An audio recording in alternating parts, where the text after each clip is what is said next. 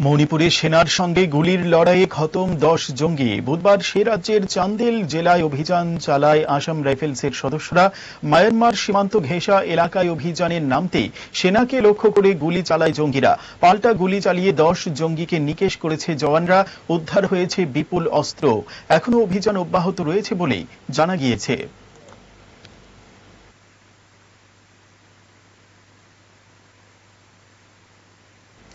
পেহেলগাঁও হামলার পর থেকেই উপত্যকা জুড়ে জঙ্গিদের খুঁজতে কার্যত চিরুনি তল্লাশি শুরু করেছে নিরাপত্তারক্ষীরা।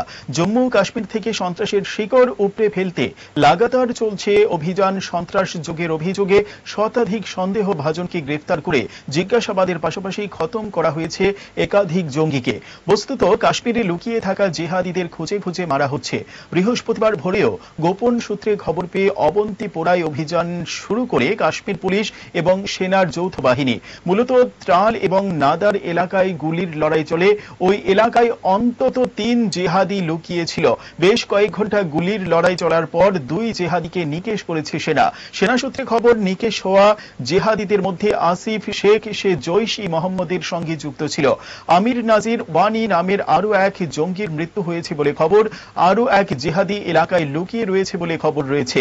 এখনো অপারেশন চলছে।